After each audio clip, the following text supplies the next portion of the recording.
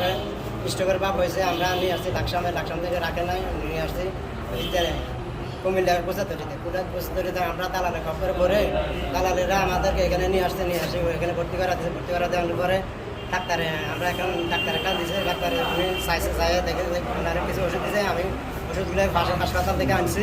ওনার পরে উনি পিঠের চার্জে 800 টাকা, তো আমি 700 টাকা দিয়েছি। দেওয়ার পরে উনি আমার ভর্তি দিয়ে দিয়েছে, 12 ঘন্টা পরে পর্যন্ত আমরা কিছু বলতে পারবো না। ওনার পেন্টে ডাক্তার দেখাতে হবে, যদি দেখাতে হয় তাহলে বাইরে ডাক্তার আনে দেখাতে হবে, তো 4,500 টাকা লাগবে। তো আমি বলছি যে আমার 12 টাকা এখন থাকার পরে উনি প্রায় দিনের 11টা বাজে গেছে, আমি 8টা বাজে ভর্তি করেছি, 11টা বাজে গেছে। উনি একবারের জন্য আসে আমাদের জিজ্ঞাসা করেন যে আমার রুগী কী করে বা রুগী আছে কি না, এটাও জিজ্ঞেস করে নাই। তো আমার বিরক্ত বোধ করে আমি বলছি যে আমরা দাম হবে আমাদেরকে রিলিজ দিয়ে দেন।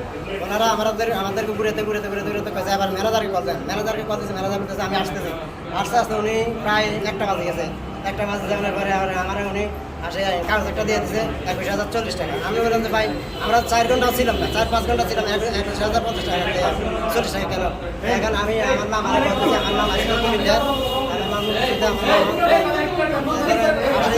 এখানে 12 মেশিনে আমরা হয়ে থাকলে আনা করে চাইবে না, আমরা সিট খালি নেই। এরপর এটা করে আমরা এখানে আনি ভর্তি করাচ্ছি।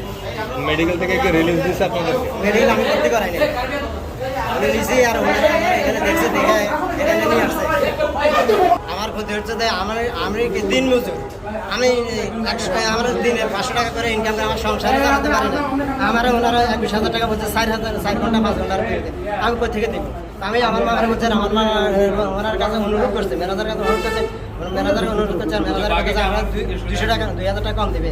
এরপরে কাছে 2,000 টাকাই কম হবে না, 5,000 টাকা জানেন মুক্তি হিসেবে আপনি 2,500 টাকা কম দেন। এই হসপিটালে 18,000 টাকা এই হসপিটালের ইউনাইটেড হাসপাতাল। আপনার মেডিকেল কলেজ থেকে ওখানে নিচে আর দালালে গাড়ি থেকে নামছে আর দালালে আমরা নিয়ে গেছে, ওখানে নিয়ে কথা এখানে টিকিট কাটেন 30 টাকা, ওখানে নিয়ে টুল একটা নিয়ে আসছে, টুল টিকিটটা দিয়ে এরপরে ডাক্তারের কাছে নিয়েছে। আমরা 7 তলা চলে গেছি, ডাক্তার আমরা 7 তলা ইয়ে দিয়েছে টিকিটে, 7 তলার কাছে নিয়েছে, 7 তলায় উনি কী জানে পরীক্ষা দিয়েছে, এগুলো নিয়ে দালালেরা আমার বলে যে এখানে কোনো পরীক্ষা টরীক্ষা হচ্ছে না, আর ঘুরে এবেও আমাদের কাছে চলে, আমার এখানে নিয়ে আসছে দালালেরা। ওকে খারাপ ভাই, ওকে। আশা পর্যন্ত এইটা যদি খোলা হয়, এটা আমাদের এই যে নির্দেশনা, সেই নির্দেশনা অমান্য বলে গণ্য হবে। এটা এখন আমাদের সামনে স্পষ্ট বন্ধ করেন আপনাদেরকে। হ্যাঁ, অবশ্যই আপনি আমার কাছে ক্ষমা প্রার্থী না, আপনি জনসাধারণের কাছে ক্ষমা প্রার্থী। শেষ করি, আমি জনসাধারণের ক্ষমা প্রার্থী, আপনি নিয়ম মোতাবেক নেবেন। প্রতিষ্ঠান বন্ধ করে যাচ্ছি, প্রতিষ্ঠান চালানোর জন্য যা যা বন্ধ করলে অনেকের রিজিক আছে।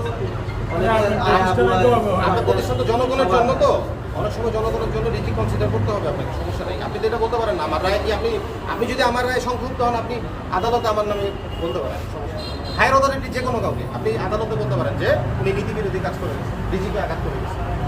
না আপনি দেন, আপনি আমার নামে দিতে পারেন। তো আপনার যদি মনে হয় যে আমি আপনাকে এটা প্রতিষ্ঠান বন্ধ করে কোনো মানে সরকারের কোনো নিয়ম ব্যত্যয় করেছে, আপনি আমার বিরুদ্ধে, আমাদের যে কোনো সবার বিরুদ্ধে যেতে পারেন। বাট এই প্রতিষ্ঠান আমি বন্ধ করে যাচ্ছি, আপনি কি সহযোগিতা করবেন? এই মুহূর্তে সহযোগিতা করতে হবে, তাহলে আপনি এখনই ব্যবস্থা নেন। মানে জনসাধারণের এটা গণশুনানি হয়ে গেছে আজকে।